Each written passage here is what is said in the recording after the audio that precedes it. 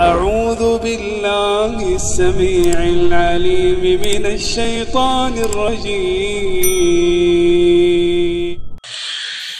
بسم الله الرحمن الرحيم.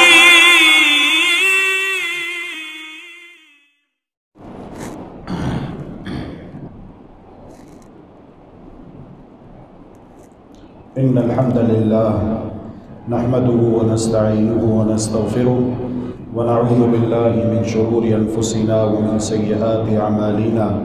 من يهده الله فلا مضل له ومن يضلل فلا هادي له، وأشهد أن لا إله إلا الله وحده لا شريك له، وأشهد أن محمدا عبده ورسوله. من يطع الله ورسوله فقد رشد واهتدى، ومن يعص الله ورسوله فقد ضل وغوى، ولا يضر الله شيئا. أما بعد، فإن خير الحديث كتاب الله، وخير الهدي هدي محمد صلى الله تعالى عليه وآله وسلم، وشر الأمور محدثاتها، وكل محدثة بدعة، وكل بدعة ضلالة، وكل ضلالة في النار. اللهم صل على محمد وعلى آل محمد كما صليت على إبراهيم وعلى آل إبراهيم إنك حميد مجيد. اللهم بارك على محمد وعلى آل محمد كما باركت على إبراهيم وعلى آل إبراهيم إنك حميد مجيد. يا أيها الذين آمنوا اتقوا الله حق تقاته ولا تموتن إلا وأنتم مسلمون. يا أيها الناس اتقوا ربكم الذي خلقكم من نفس واحدة وخلق منها زوجها وبث منهما رجالا كثيرا ونساء، واتقوا الله الذي تساءلون به والأرحام إن الله كان عليكم رقيبا. يا أيها الذين آمنوا اتقوا الله وقولوا قولا سديدا يصلح لكم أعمالكم ويغفر لكم ذنوبكم، ومن يطع الله ورسوله فقد فاز فوزا عظيما. أما بعد، فأعوذ بالله العظيم وبوجهه الكريم وسلطانه القديم من الشيطان الرجيم، من همزه ونفخه ونفثه. بسم الله الرحمن الرحيم. ألف لام ميم. أحسب الناس أن يتركوا أن يقولوا آمنا وهم لا يفتنون. ولقد فتنا الذين من قبلهم فليعلمن الله الذين صدقوا وليعلمن الكاذبين. سبحانك لا علم لنا إلا ما علمتنا إنك أنت العليم الحكيم. رب اشرح لي صدري ويسر لي أمري واحلل عقدة من لساني يفقهوا قولي. رب زدني علما، رب زدني علما، رب زدني علما. اللهم إنا نسألك علما نافعا ورزقا طيبا وعملا متقبلا. اللهم أرنا الحق حقا وارزقنا اتباعه، وأرنا الباطل باطلا وارزقنا اجتنابه برحمتك يا أرحم الراحمين. कलिमा तय्यबा की आखिरी और 7वीं शर्त ये है, अस्सिद्क़ुल मुनाफ़ी लिल-कज़िब, सिद्क़ व वफ़ा जो कि कज़िब, इफ्तिरा, दोगलापन और झूठ के मुनाफ़ी हो।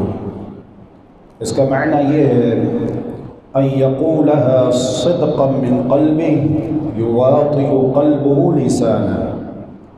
इंसान कलिमा तय्यबा का इक़रार दिल के खुलूस के साथ, सिद्क़े क़ल्ब के साथ, दिल की पूरी सच्चाई के साथ करे। युवातिउ क़ल्बुहु लिसानहु, उसका दिल और ज़बान एक होनी चाहिए। ज़बान से अगर उसने कहा है ला इलाहा इल्लल्लाह मुहम्मदुर रसूलुल्लाह صلی اللہ علیہ وآلہ وسلم تو دل سے بھی کہنا لازم اور ضروری ہے۔ جو انسان کلمہ طیبہ لا الہ الا اللہ محمد الرسول اللہ صلی اللہ علیہ وآلہ وسلم کا اقرار صدق دل سے کرتا ہے، پوری سچائی اور خلوص کے ساتھ کرتا ہے، پھر وہ اپنے اس کلمے کو بچاتا ہے، تکلیفیں آ جائیں، پریشانیاں آ جائیں، مصیبتیں آ جائیں، مخالفتوں کا سامنا کرنا پڑ جائے، وہ ڈٹا رہتا ہے، وہ ثابت قدم رہتا ہے، وہ استقامت اختیار کرتا ہے۔ یہ ہے صدق و وفا کہ آخر تک، جب تک جسم کے اندر جان موجود ہے، سانسوں میں سانس باقی ہے، دل دھڑک رہا ہے، سانس آ رہا ہے، جا رہا ہے، انسان وفا کرے اس کلمے کے ساتھ جو اس نے اپنی زبان اور دل سے اقرار کیا ہے، لا الہ الا اللہ محمد الرسول اللہ صلی اللہ علیہ وآلہ وسلم۔ قرآن کریم میں اللہ ذو الجلال والاکرام نے اسی جانب ہماری توجہ مبذول کرواتے ہوئے ارشاد فرمایا ہے، اعوذ باللہ من الشیطان الرجیم، بسم اللہ الرحمن الرحیم، الف لام میم، احسب الناس ان یترکوا ان یقولوا آمنا وهم لا یفتنون۔ کیا لوگوں نے یہ گمان کر لیا ہے کہ ان یترکوا وہ چھوڑ دیے جائیں گے؟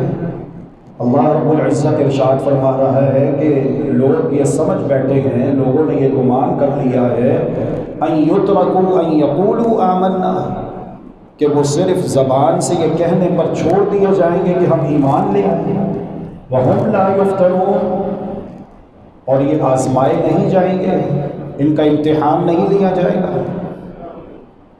تو فرمایا کہ ان کی بھول ہے، وَلَقَدْ فَتَنَّا الَّذِينَ مِن قَبْلِهِمْ فَلَيَعْلَمَنَّ اللَّهُ الَّذِينَ صَدَقُوا وَلَيَعْلَمَنَّ الْكَاذِبِينَ، اور البتہ تحقیق امتحان تو ہم نے لیے ہیں ان سے پہلے لوگوں کے بھی، ایسی ایسی آزمائشیں آتی، اللہ اکبر۔ قرآن بتاتا ہے، ام حسبتم ان تدخلوا الجنہ، کیا تم نے یہ گمان کر لیا کہ تم جنت میں یوں ہی داخل کر دیے جاؤ گے؟ وَلَمَّا يَأْتِكُمْ مَثَلُ الَّذِينَ مِنْ قَبْلِكُمْ، حالانکہ ابھی تمہارے اوپر وہ حالات نہیں آئے جو احوال تم سے پہلے لوگوں پر آئے تھے، مَسَّتْهُمُ الْبَأْسَاءُ وَالضَّرَّاءُ وَزُلْزِلُوا حَتَّى يَقُولَ الرَّسُولُ وَالَّذِينَ آمَنُوا مَعَهُ مَتَىٰ نَصْرُ اللَّهِ، اتنی تکلیفیں آتی، سختیاں آتی، مشکلات، پریشانیاں آتی، حتیٰ کہ وہ جھنجھوڑ کے رکھ دیے گئے، تو اس دور کے جو رسول اور ان کے ساتھ ایمان لانے والے وہ بھی پکار اٹھتے کہ اللہ کی مدد کب آئے گی، متى نصر اللہ، اللہ کی مدد کب آئے گی؟ تو اللہ ذو الجلال والاکرام نے تسلی دیتے ہوئے کہا کہ تم اطمینان رکھو، الا ان نصر اللہ قریب، بلا شبہ اللہ کی مدد بہت ہی قریب ہے۔ آپ دیکھیے عقلی اعتبار سے بھی یہ بات درست معلوم نہیں ہوتی۔ دنیا کی مثال لے لیتے ہیں، اگر کسی اسکول میں، کسی کالج یونیورسٹی میں اسٹوڈنٹس پڑھتے ہوں، طلباء طالبات، تو کیا کوئی عقل مند یہ کہہ سکتا ہے اسکول کے سامنے سے گزرتا ہوا کہ اس اسکول میں جتنے بھی بچے پڑھتے ہیں وہ سب کے سب کامیاب ہیں، سب کے سب پاس ہیں؟ اسلام ایک اسکول ہے۔ جب ہم زبان سے کہتے ہیں لا الہ الا اللہ محمد الرسول اللہ صلی اللہ علیہ وآلہ وسلم، تو اب ہم نے اسلامک اسکول میں داخلہ لیا ہے، ابھی ہم نے محنت کرنی ہے۔ جس طرح ایک بچہ کسی بھی جماعت میں ہو، کسی بھی کلاس میں ہو، سلیبس لیتا ہے اور پھر پورا سال پڑھتا ہے، وقت دیتا ہے، والدین کتنی محنت سے بچے کو صبح اٹھاتے ہیں، ماں تیار کرتی ہے، باپ چھوڑ کر آتا ہے، بچہ آدھا دن وہیں پر ہی رہتا ہے، وہ KG1 کا ہو یا 1 کلاس کا ہو یا 5 کلاس کا ہو، کتنی محنت ہوتی ہے۔ پھر سال بعد یہ نہیں دیکھا جاتا کہ اب یہ کسی اونچی شخصیت کا بیٹا ہے، اس کا خاندان، اس کا حسب نسب بڑا اعلیٰ ہے، اس نے ہر مہینے فیس ادا کی ہے، سالانہ فنڈ دیا ہے، تو چلو اسے بغیر امتحان کے 1 کلاس سے 2 میں بٹھا دو۔ ایسا ہوتا ہے؟ جب دنیا میں ایسا نہیں ہوتا تو اللہ رب العالمین نے جو نظام بنایا وہ بھی یہی ہے۔ جب ہم زبان سے کہتے ہیں کہ لا الہ الا اللہ محمد الرسول اللہ صلی اللہ علیہ وآلہ وسلم، اب اللہ تبارک و تعالیٰ کی جانب سے ہمارا امتحان لیا جائے گا کہ ہم کلمہ طیبہ لا الہ الا اللہ محمد الرسول اللہ صلی اللہ علیہ وسلم کا اقرار کرنے میں سچے ہیں یا جھوٹے ہیں؟ کیا ہم نے دل سے یہ کلمہ پڑھا ہے؟ کیا ہم نے دل سے اس کلمے کا اقرار کیا؟ آزمائشیں آئیں گی، امتحانات سے گزارا جائے گا، اور جو جتنا بڑا ہوتا ہے، جس کا عہدہ جتنا بڑا ہوتا ہے، اس کی آزمائش اتنی بڑی ہوتی ہے۔ کچھ آزمائشیں چھوٹی ہوتی ہیں، جیسے ایک شخص ہے، سو رہا ہے، فجر کے وقت اذان ہوتی ہے، خراٹے مارتا رہا، سوتا رہا، نماز پڑھنے کے لیے مسجد میں نہیں آیا، بعد میں جب اس کی آنکھ کھلی تو اس نے گھر میں ہی اپنی نماز ادا کر لی۔ اب ہم یہ نہیں کہہ سکتے کہ یہ شخص چونکہ نماز پڑھنے کے لیے مسجد میں نہیں آیا تو یہ کافر ہو گیا، ہم یہ نہیں کہہ سکتے۔ مسلمان ہے، کافر نہیں ہوگا، ہاں گناہ گار ہوگا۔ بغیر شرعی عذر کے جماعت سے پیچھے رہنا یہ گناہ ہے، لیکن کفر نہیں ہے، وہ کافر نہیں ہوگا۔ تو یہ آزمائش ہے۔ اسی طرح اگر مال آ جاتا ہے، دولت آ جاتی ہے، روپیہ پیسہ آ جاتا ہے، دولت کی فراوانی ہے، تو اب زکوٰۃ دینی پڑے گی، آزمائش ہے، یہ ایک امتحان ہے۔ یہ چھوٹی چھوٹی آزمائشیں ہیں۔ اسی طرح خواتین ہیں، عورتیں ہیں، ان کی آزمائش ہے کہ کیا وہ گھر سے باہر نکلتے ہوئے حجاب نقاب کی پابندی کرتی ہیں یا نہیں کرتی، یہ بھی آزمائش ہے۔ لیکن یہ آزمائشیں چھوٹی چھوٹی ہیں۔ ایک ہوتی ہے بڑی آزمائش، معاشرے کی طرف سے مخالفت، جب ایک انسان دل سے لا الہ الا اللہ محمد الرسول اللہ صلی اللہ علیہ وآلہ وسلم کا اقرار کرتا ہے اور یہ کہتا ہے کہ آج کے بعد میں حکم، قانون، نظام صرف اللہ کا مانوں گا۔ اسلام یہ تو نہیں ہے، یہ تو سیکولرزم ہے کہ اسلام کو مسجد کی 4 دیواری تک محدود کر دو۔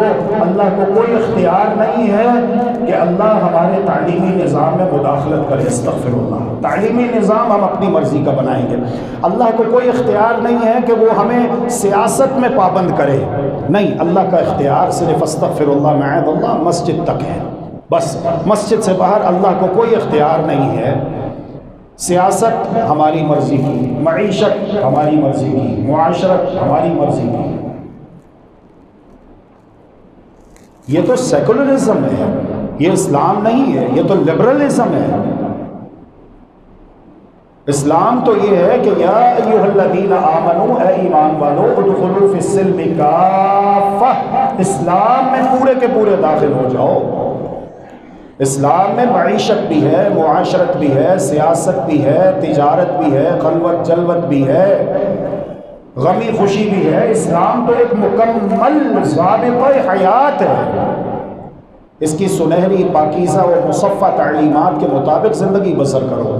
تو جب ایک انسان کلمے کو سمجھ کر لا الہ الا اللہ محمد الرسول اللہ صلی اللہ علیہ وآلہ وسلم کا اقرار کرتا ہے تو اس کے اوپر آزمائشیں آتی ہیں، لوگ اس کے مخالف ہو جاتے ہیں، قوم مخالف ہو جاتی ہے، برادری مخالف ہو جاتی ہے، دوست مخالفت پر اتر آتے ہیں، رشتہ دار مخالف ہو جاتے ہیں۔ تم ہمارے بڑے بزرگوں کی توہین کر رہے ہو، اپنے آباء و اجداد کے دین کو تم نے ترک کر دیا، کیا وہ سارے غلط تھے؟ کیا وہ سارے غلط ہیں؟ تم اکیلے سچے ہو؟ مخالفت یہ بڑی آزمائش ہے۔ یہاں پر پتہ چلتا ہے صدق و وفا کا، یہاں پر پتہ چلتا ہے انسان کا اصل امتحان یہاں پر ہوتا ہے۔ ایک طرف اللہ اور اللہ کے رسول ہے اور دوسری طرف قوم ہے، برادری ہے، معاشرہ ہے، دوست ہے، رشتہ دار ہے۔ انسان اگر اللہ اور اس کے رسول کی طرف آتا ہے تو یہ اس امتحان میں، آزمائش میں کامیاب ہو گیا، اور اگر اس نے اللہ اور اس کے رسول کو چھوڑ دیا تو پھر یہ امتحان میں ناکام ہو گیا، یہ چیز صدق و وفا کے منافی ہے۔ اللہ کے نبیوں پر یہ آزمائشیں آئی ہیں، صحابہ کرام پر آزمائشیں آئی ہیں۔ آج کے دور میں بھی جو لوگ حق پر چل رہے ہیں، صحیح معنوں میں کلمے کو سمجھ کر عقیدہ توحید کو تھامے ہوئے ہیں، الولا والبراء کو اپنا شعار بنائے ہوئے ہیں، عقیدہ ولا والبراء، دوستی اور دشمنی کا معیار، دوست وہ ہے جسے اللہ نے ہمارا دوست کہا، دشمن وہ ہے جسے اللہ نے ہمارا دشمن کہہ دیا۔ بس اللہ نے کہہ دیا یہود و نصارہ تمہارے دوست کبھی بھی نہیں ہو سکتے۔ وہ کہتا ہے جو اللہ نے قرآن میں کہا وہ حق ہے، وہ سچ ہے، جب اللہ نے کہہ دیا تو کہہ دیا۔ یہودی، عیسائی، ہندو یہ کبھی بھی ہمارے دوست، ہمدرد، خیر خواہ نہیں ہو سکتے۔ میں تو اللہ کے قرآن کو مانوں گا، میں تو اللہ کے رسول کی بات مانوں گا۔ جب اللہ نے قرآن میں کہہ دیا تو یہی حق ہے، یہی سچ ہے۔ وَلَن تَرْضَىٰ عَنْكَ الْيَهُودُ وَلَا النَّصَارَىٰ حَتَّىٰ تَتَّبِعَ مِلَّتَهُمْ، یہ یہودی، عیسائی آپ سے کبھی بھی خوش نہیں ہونے والے یہاں تک کہ آپ اسلام چھوڑ کر ان کی ملت کی پیروی کریں۔ تو قل اے نبی کہہ دیجئے ان ھدی اللہ ھو الھدی، جو ہدایت اللہ کی جانب سے آئی ہے وہی اصل ہدایت ہے۔ تو پھر اس پر آزمائشیں آئیں گی، جس طرح سیدنا ابراہیم علیہ السلام پر آزمائشیں آئیں جب آپ نے قوم کی مخالفت کی اور ایک اللہ کی توحید کا پیغام سنایا تو قوم بگڑ گئی، قوم مخالفت پر اتر آئی۔ آپ کا اپنا سگا باپ آزر کہتا ہے لَإِن لَّمْ تَنْتَهِ لَأَرْجُمَنَّكَ وَاهْجُرْنِي مَلِيًّا، ابراہیم اگر تم اپنی ان باتوں سے، اپنی ان دعوت سے پیچھے نہ ہٹے تو میں تمہیں پتھر مار مار کے سنسار کر دوں گا، قتل کر دوں گا۔ وَاهْجُرْنِي مَلِيًّا، یا پھر چلے جاؤ، میری نظروں سے دور ہو جاؤ، یہاں سے چلے جاؤ۔ اب یہاں پر آزمائش ہے اور یہاں پر پتہ چلتا ہے کلمہ طیبہ، صدق و وفا کا، کہ انسان نے سچے دل سے لا الہ الا اللہ محمد الرسول اللہ صلی اللہ علیہ وسلم کا اقرار کیا ہے۔ قوم بھی مخالفت ہو جاتی ہے، برادری مخالفت پر اتر آتی ہے۔ جب کہا کہ ایک ہی اللہ مشکل کشا ہے، ایک ہی اللہ داتا ہے، ایک ہی اللہ غوث اعظم ہے، ایک ہی اللہ ہماری ساری مصیبتیں اور پریشانیاں اور دکھ تکالیف دور کرنے پر قادر ہے، وہ اللہ ایسا نہیں ہے جیسے تم نے دنیا کے بادشاہوں کو سمجھ رکھا ہے۔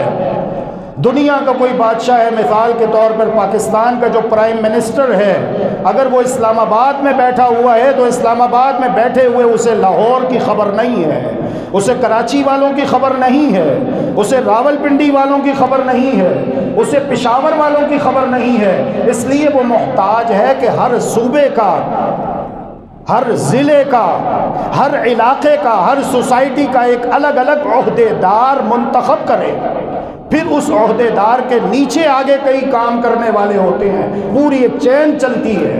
لیکن اللہ سبحانہ و تعالی ایسا نہیں ہے، اللہ احد، اللہ ایک ہے، اس اکیلے نے اس پوری کائنات کو بنایا ہے۔ اللہ الصمد، اللہ بے نیاز ہے، وہ کسی کا محتاج نہیں ہے۔ جب اس کائنات کو بنانے میں اس کا کوئی پارٹنر نہیں ہے تو اس کائنات کا نظام چلانے میں اس کا پارٹنر کوئی کیسے ہو سکتا ہے؟ قوم بگڑ گئی، قوم مخالفت پر اتر آئی کیونکہ ان کے سسٹم پر کاری ضرب لگائی۔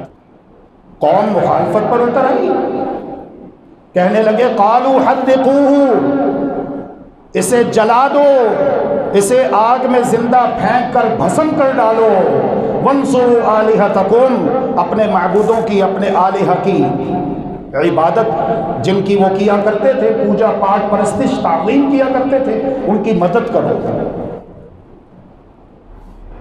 پہلے عقیدہ یہ ہے کہ یہ ہماری مدد کرتے ہیں، اب کہتے ہیں کہ تم ان کی مدد کرو، ان کو بچا لو۔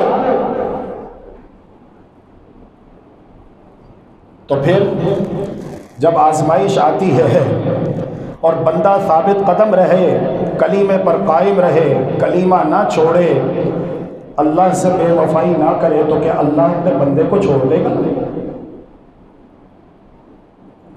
3 دن لکڑیاں جمع کرتے رہے، بڑی خوفناک آگ انہوں نے بھڑکائی اور ابراہیم علیہ السلام کو اس آگ میں پھینک دیا گیا۔ ابراہیم علیہ السلام کے لبوں پر یہی دعائیہ کلمات ہیں، حسبنا اللہ و نعم الوکیل، ہماری مدد کے لیے اللہ کافی ہے اور وہ بہترین کارساز ہے۔ تو اللہ نے بھی اپنے بندے ابراہیم کو اکیلے نہ چھوڑا، حالات کے سپرد نہ کیا، بلکہ اللہ رب العالمین نے آگ کو حکم دیا، یا نار کونی بردا و سلاما علی ابراہیم، اے آگ ہمارا خلیل ہمارا دوست آ رہا ہے، اس کے لیے سلامتی والی ٹھنڈی آگ بن جا۔ اللہ نے نار کو گلزار بنا دیا۔ جب بندہ صدق و وفا جو کہ کلمہ طیبہ کی ایک اہم شرط ہے اس کو پورا کرتا ہے، پھر اللہ رب العالمین اسے اکیلا نہیں چھوڑتا۔ مدینہ طیبہ سے لشکر اسلام روانہ ہوتا ہے، اہل توحید روانہ ہوتے ہیں۔ اللہ کے رسول صلی اللہ علیہ وآلہ وسلم اپنے 313 صحابہ کو لے کر مقام بدر پر پہنچے، اور ادھر سے مکہ سے بھی لشکر روانہ ہوا۔ مکہ سے روانہ ہونے والا لشکر، اس کا لیڈر ابو جہل خانہ کعبہ میں داخل ہوتا ہے، غلاف کعبہ پکڑ کر اس کے ساتھ چمٹ کر دعا کرتا ہے، اے اللہ ہماری مدد فرما۔ آپ کو حیرت ہو رہی ہوگی کہ ابو جہل اللہ سے مدد مانگ رہا ہے۔ جی ہاں، ابو جہل اللہ سے مدد مانگ رہا ہے، لیکن ابو جہل اینڈ کمپنی کا جرم یہ تھا کہ وہ اللہ کی عبادت میں ملاوٹ کیا کرتے تھے۔ اور ہم نے یہ پڑھا، ہم نے یہ سیکھا، لا الہ الا اللہ محمد الرسول اللہ صلی اللہ علیہ وسلم کی شرطوں میں ایک شرط ہے اخلاص۔ اخلاص کا معنی یہ ہے کہ دودھ اس وقت تک خالص رہتا ہے جب تک کہ آپ اس میں کسی بھی چیز کی ملاوٹ نہ کریں، اور اگر آپ نے اس کے اندر زمزم بھی ڈال دیا تو یہ دودھ خالص نہیں کہلائے گا، اس میں زمزم کی ملاوٹ ہو چکی ہے۔ آپ یہ نہیں کہہ سکتے کہ زمزم کے تو بڑے فضائل ہیں، تو پھر یہ ملاوٹ کیسی؟ نہیں، ملاوٹ ہوتی ہے۔ وہ کہتے تھے لبیک اللہم لبیک لبیک لا شریک لک لبیک ان الحمد والنعمت لک والملک لا شریک لک۔ تلبیہ پکارتے تھے، خانہ کعبہ کا طواف کرتے تھے، حج کرتے تھے، لیکن ڈنڈی مارتے ہوئے آخر میں کہتے تھے الا شریکا تملکہ وما ملک، ایک شریک ہے اور وہ بھی اتنا کمزور ہے کہ اس کے اپنے اختیار میں کچھ نہیں، سارے اختیارات اے اللہ تیرے پاس ہیں، لیکن تو نے اس کو اختیارات دیے ہوئے ہیں، ہماری ان کے آگے ان کی تیرے آگے۔ تقرب اللہ کا ذریعہ بناتے تھے، عبادت اللہ کی کرتے تھے، لیکن ان کو اللہ سے قریب ہونے کا ذریعہ، واسطہ، وسیلہ بناتے تھے۔ اب یہ بھی چلے، مقام بدر پر جب دونوں فوجیں آمنے سامنے آ جاتی ہیں اور ان کا ٹکراؤ ہوتا ہے، اللہ کے رسول صلی اللہ علیہ وآلہ وسلم اپنے جن رفقا کو لے کر آئے وہ تعداد میں بھی کم ہیں، اسباب میں بھی کم ہیں، وسائل میں بھی کم ہیں، لیکن جب صدق و وفا کلمہ بچانے کی خاطر جو قربانی دینی پڑے دے دی جائے، وطن چھوڑنا پڑے چھوڑ دیا جائے، ملک قربان کرنا پڑے قربان کر دیا جائے، بیٹے قربان کرنے پڑے قربان کر دیے جائیں، اپنی قربانی دینی پڑے دے دی جائے، لیکن کلمہ طیبہ کو نہ چھوڑا جائے۔ جب انسان کلمہ طیبہ کی یہ شرط پوری کرتا ہے، پھر اللہ رب العالمین اپنے ان بندوں کو تنہا نہیں چھوڑتا، بے یار و مددگار نہیں چھوڑتا۔ پھر اللہ تبارک و تعالی نے بدر میں 4 اعتبارات سے اپنے اہل ایمان بندوں کی مدد کی۔ ان میں سے ایک نمایاں پہلو یہ ہے، سب جانتے ہیں، اسکولوں میں بھی پڑھایا جاتا ہے، بچے کو پتہ ہے کہ اللہ رب العالمین نے آسمان سے فرشتے اتار دیے تھے۔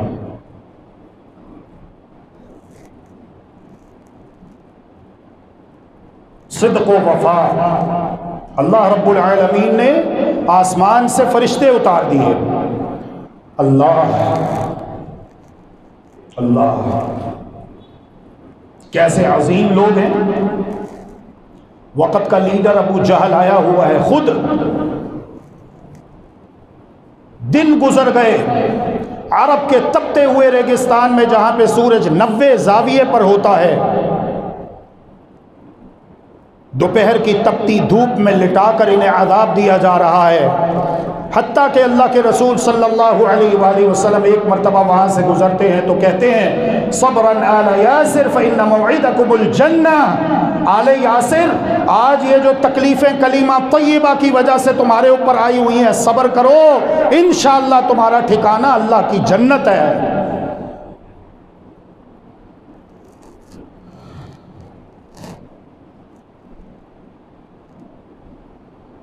کیسے عظیم لوگ تھے وہ۔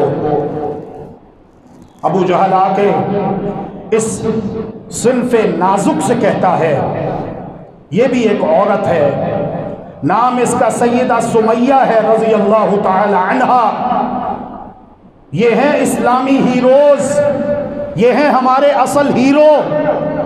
آج ایسے ہی نہیں ہم یہاں پر بیٹھے اللہ اور اس کے رسول کی باتیں کر رہے ہیں، اللہ کی قسم اس کے پیچھے لازوال قربانیاں ہیں جو ہمارے پیارے نبی نے دی، ہمارے نبی کے صحابہ نے دی، اسلام کے ہراول دستے نے دی، اور آج اسلام نسل بہ نسل ہم تک پہنچا ہے، اور اللہ کا فضل ہے، اس کی رحمت ہے، آج ہم مسلمان یہاں پر بیٹھ کر اللہ اور اس کے رسول کی باتیں کر رہے، سن رہے، سنا رہے ہیں۔ ابو جہل آتا ہے، کہتا ہے دین چھوڑ دو، لا الہ الا اللہ محمد الرسول اللہ صلی اللہ علیہ وآلہ وسلم چھوڑ دو، بے وفائی کرو، اس سے غداری کرو، خیانت کرو، ہم تمہاری زندگی بخش دیں گے۔ یہ عورت ابو جہل کے منہ پر تھوک پھینکتی ہے۔ کیا جواب دیں گے وہ لوگ؟ کیا جواب دیں گے وہ لوگ قیامت کے دن اللہ رب العالمین کو؟ اور قیامت سے پہلے قبر میں جب ان سے پہلا سوال یہ کیا جائے گا کہ من ربک، بتاؤ تمہارا رب کون ہے؟ تم تو آزاد تھے، تمہارے پاس اقتدار تھا، تمہارے پاس حکومت تھی، تمہارے پاس سارے وسائل تھے، تم یہ کر سکتے تھے، لیکن تم نے ہمت کیوں نہ پکڑی، بہادری، دلیری، شجاعت کا مظاہرہ کیوں نہ کیا؟ کیا جواب دیں گے وہ لوگ؟ یہاں پر دیکھیے منظر یہ ہے کہ ایک عورت ہے، ہاتھ اس کے بندھے ہوئے ہیں اللہ، اور اس کی ٹانگیں اونٹوں کے ساتھ مخالف سمت میں باندھ دی جاتی ہیں، ایک ٹانگ اس طرف، دوسری ٹانگ اس طرف۔ اور وقت کا فرعون ابو جہل کہتا ہے کلمہ چھوڑ دو، ہاتھ بندھے ہوئے، ٹانگیں بندھی ہوئی، موت بالکل سامنے تیار کھڑی ہوئی ہے، اور یہ اس کے منہ پر تھوک پھینک دیتی ہے۔ یہ ہے کلمہ طیبہ کی شرط، صدق و وفا۔ سچے دل سے جب یہ کلمہ پڑھ لیا جاتا ہے تو پھر اس کلمے کے مطابق زندگی گزاری جاتی ہے، پھر اس کلمے کو بچایا جاتا ہے، پھر اس کلمے کے لیے قربانیاں دی جاتی ہیں۔ ابو جہل نے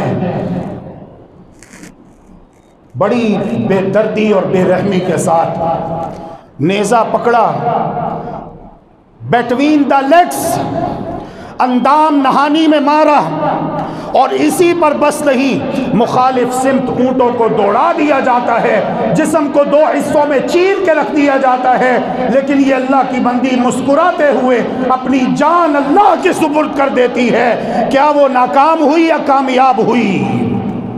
اللہ کی قسم وہ کامیاب ہو گئی۔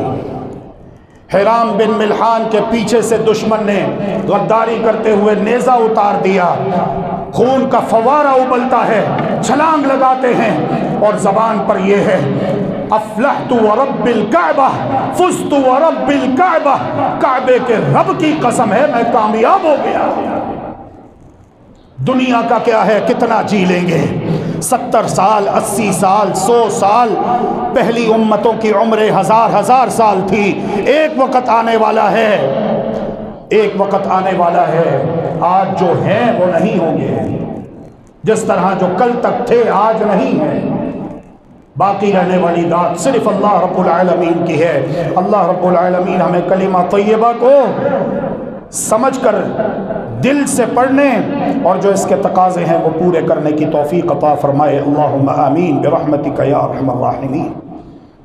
دوستی دشمنی کے معیار بدل جاتے ہیں جب انسان سچے دل سے کلمہ پڑھتا ہے، پھر مدینہ کے منافقوں کی طرح نہیں ہوتا کہ کلمہ بھی پڑھ رہا ہے، لا الہ الا اللہ محمد الرسول اللہ صلی اللہ علیہ وسلم کا اقرار بھی کر رہا ہے، لیکن دل میں اسلام کے خلاف، اللہ کے نیک بندوں کے خلاف، سچے مسلمانوں کے خلاف حسد ہے، بغض ہے، نفرت ہے، عداوت ہے، دشمنی کوٹ کوٹ کے بھری ہوئی ہے۔ اور نام دیکھو کتنا پیارا، عبداللہ، اللہ کا بندہ۔ منافقت کیا تھی؟ نمازیں پڑھنے کے لیے مسجد میں بھی آ رہا ہے اور گھر جا کر اپنے ساتھیوں کے ساتھ مل کر کافروں کو خفیہ خط بھی لکھ رہا ہے، میں تمہارے لیے راستہ بناتا ہوں، میں تمہارے لیے راستے ہموار کرتا ہوں، میں تمہارے لیے راستے کھولتا ہوں، آؤ مل کر ان پر اٹیک کرتے ہیں، ان کو ختم کرتے ہیں، ان کو صفحہ ہستی سے مٹاتے ہیں۔ یہ اس کی منافقت تھی۔ جب نہیں سچے دل سے کلمہ پڑھا تو کس کا نقصان کیا؟ میرے عزیزوں، دل پہ ہاتھ رکھ کے سوچو، اللہ کے لیے کس کا نقصان کیا؟ کسی کا نقصان نہیں کیا، اپنا نقصان کیا۔ مر جاتا ہے، اللہ کے رسول صلی اللہ علیہ وسلم نے سوچا چلو ظاہری اعتبار سے مسلمان تو تھا، میں اس کی نماز جنازہ پڑھا دیتا ہوں تاکہ اس کی برادری، اس کی پارٹی متاثر ہو اور وہ اپنے ایمان کو، اسلام کو اللہ کے لیے خالص کر دیں، ان کے اندر اخلاص پیدا ہو جائے، منافقت چھوڑ دیں، اسلام دشمنی سے باز آ جائیں، کافروں کے ساتھ دوستی سے باز آ جائیں۔ اس لیے کہ اللہ کے رسول ان کو سمجھاتے تھے کہ اگر تم نے باہر کے دشمن کا ساتھ دیا تو تم جب باہر کے دشمن کے ساتھ مل کر اپنوں سے لڑو گے تو اپنے ہی بھائیوں کو، اپنے ہی بیٹوں کو، اپنے ہی رشتہ داروں کو مارو گے، لیکن اگر تم ہمارا ساتھ دیتے ہو، ہم متحد ہو کر، متفق ہو کر باہر کے دشمن سے لڑتے ہیں تو سارا نقصان دشمن کا ہوگا، تمہارے بھائیوں کا، بیٹوں کا، رشتہ داروں کا کوئی نقصان نہیں ہوگا۔ اور اگر کوئی شہید ہو بھی گیا تو اللہ کا وعدہ ہے اللہ رب العالمین اس کو جنتوں میں داخل فرما دے گا۔ ان کی سمجھ میں یہ باتیں نہیں آتی تھی۔ جب مر گیا تو نماز جنازہ رسول اکرم صلی اللہ علیہ وآلہ وسلم نے پڑھایا اور اپنا کرتہ مبارک اتار کر اس کے کفن میں شامل کرنے کا حکم بھی محمد الرسول اللہ صلی اللہ علیہ وسلم نے اس کے بیٹے کی فرمائش پر دے دیا۔ اپنا کرتہ مبارک اتار کر کہا کہ اس کے جنازے، اس کے کفن میں شامل کر دو۔ لیکن اب اللہ کا قرآن، اللہ الصمد، اللہ تو بے نیاز ہے، اللہ کسی کی محبت سے مجبور نہیں ہے۔ اللہ نے قرآن نازل کر دیا، استغفر لہم او لا تستغفر لہم، آپ ان کے لیے بخشش و مغفرت طلب کریں یا نہ کریں، ان تستغفر لہم 70 مرہ، اگر آپ ان کے لیے 70 مرتبہ بھی استغفار کریں گے فلن یغفر اللہ لہم، تو اللہ نے ان کو معاف نہیں کرنا۔ ذالک بانہم کفروا باللہ ورسولہ، اس لیے کہ انہوں نے تو اللہ اور اس کے رسول کے ساتھ کفر کیا ہے۔ سبحان اللہ، وہ کہتے تھے ہم مسلمان ہیں، ہم مومن ہیں، اللہ کہہ رہا ہے یہ کافر ہے۔ کیوں؟ صدق و وفا نہیں ہے۔ دنیا والوں کو تو دھوکہ دیا جا سکتا ہے، ایکٹنگ کر کے، ڈرامے کر کے، جھوٹے آنسو بہا کے، جھوٹی قسمیں اٹھا کے۔ قرآن کہتا ہے اذا جاءك المنافقون قالوا نشهد انك لرسول اللہ، اے اللہ کے رسول، یہ منافق جب آپ کے پاس آتے ہیں تو کہتے ہیں قسمیں اٹھا اٹھا کر کہ ہم گواہی دیتے ہیں کہ آپ اللہ کے رسول ہیں، واللہ یعلم انک لرسول، اللہ خوب جانتا ہے کہ آپ اس کے رسول ہیں، واللہ یشہد ان المنافقین لکاذبون، اللہ گواہی دے رہا ہے کہ بے شک یہ منافق جھوٹے ہیں، جھوٹ بولتے ہیں۔ یہ اگر یہ سچے ہوں، سچے مسلمان ہوں، کافروں کے ساتھ تعلقات، کافروں کے ساتھ دلی دوستیاں، دلی ہمدردیاں، دلی خیرخواہیاں چھوڑ نہ دیں۔ یہ تو ان کو اپنا رازدان سمجھتے ہیں، اپنے ملکوں کے راز، اسلامی راز، مسلمانوں کے راز خود بتاتے ہیں جا کر، ان کے ساتھ مل کر اللہ کے نیک بندوں کو مارتے ہیں۔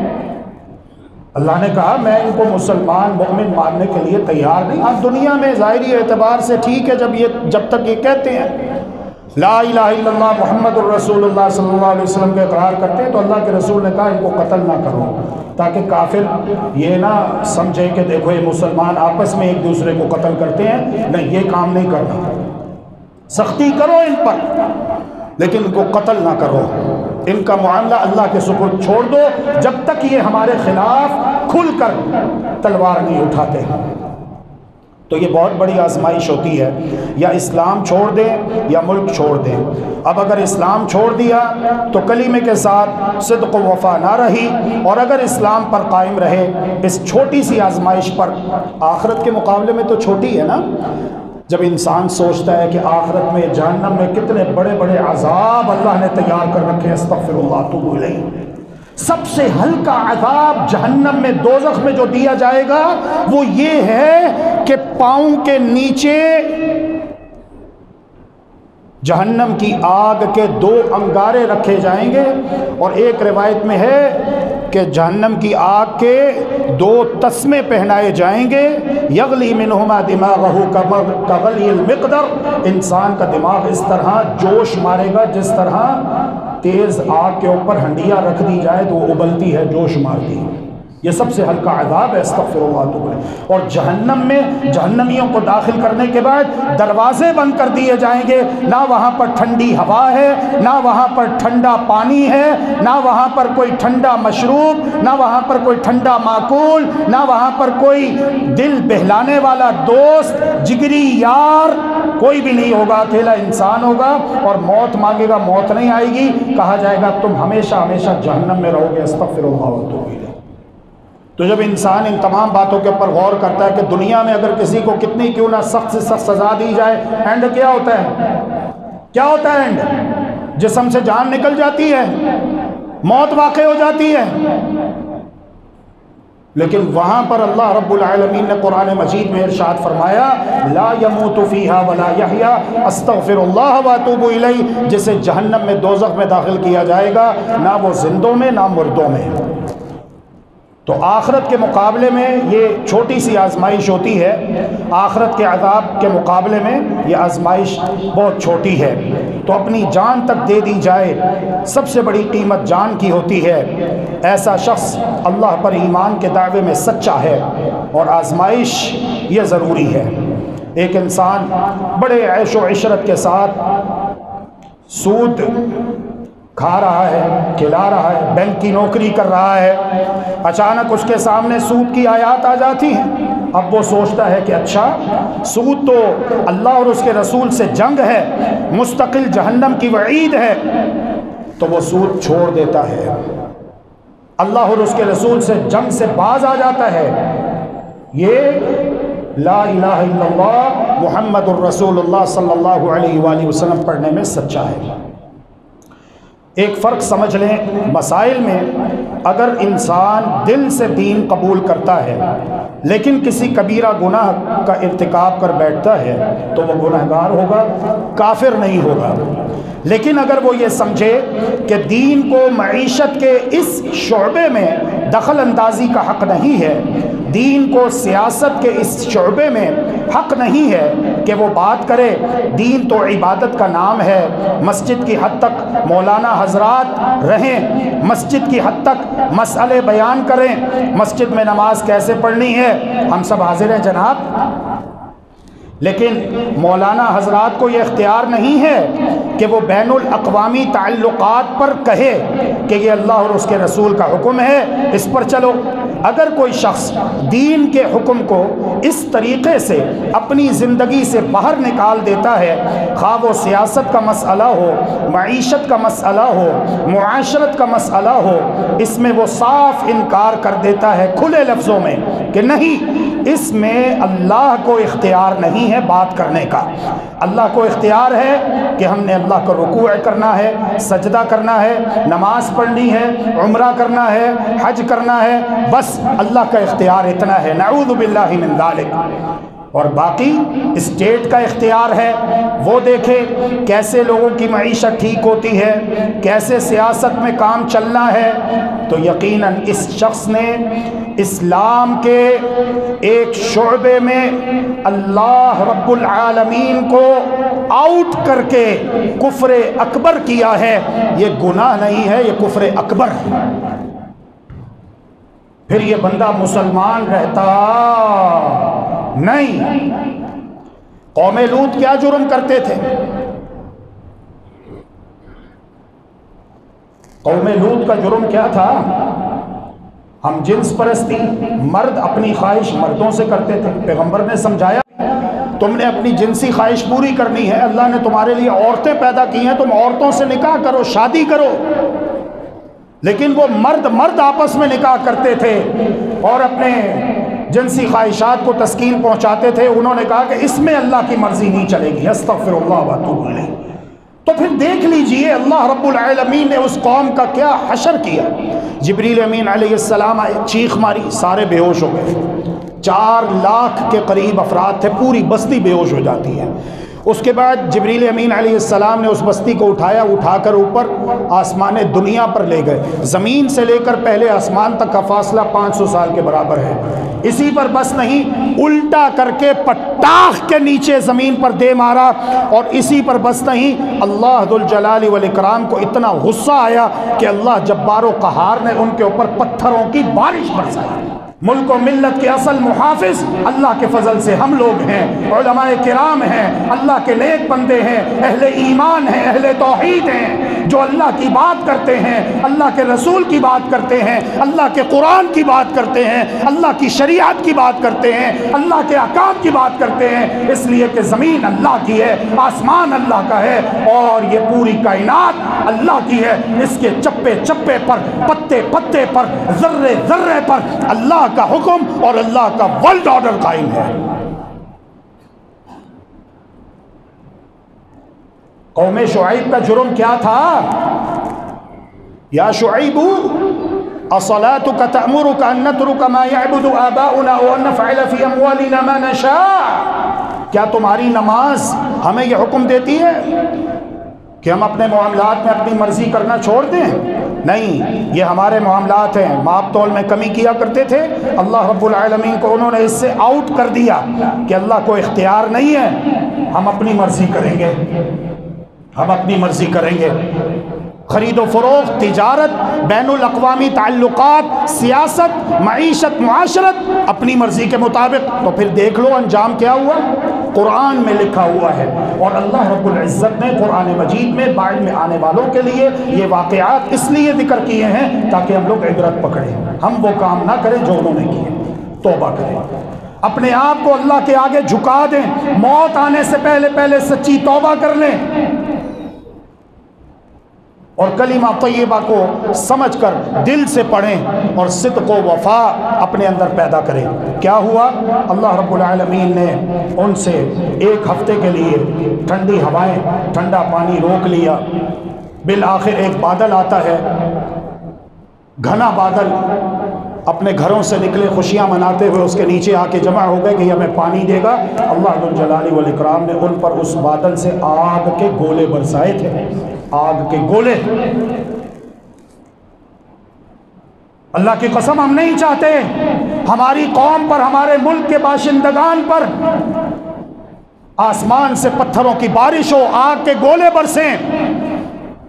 اسی لیے درد دل سے اللہ کی بارگاہ میں پورے خلوص دل کے ساتھ یہ دعا ہے کہ اللہ رب العالمین عذاب آنے سے پہلے ہم سب کو سنبھل جانے کی، سدھرنے کی، اپنی اصلاح کرنے کی، سچی توبہ کرنے کی، کلمہ طیبہ کو سمجھ کر اس کے تقاضے پورے کرنے کی، حکمران کو بھی عوام کو بھی اللہ رب العالمین خاص توفیق عطا فرما دے، تاکہ دنیا میں بھی اللہ کے عذاب سے بچ جائیں، قبر میں بھی اللہ کے عذاب سے بچ جائیں، قیامت کے دن بھی اللہ کے عذاب سے بچ جائیں۔ وآخر دعوانا ان الحمد للہ رب العالمین۔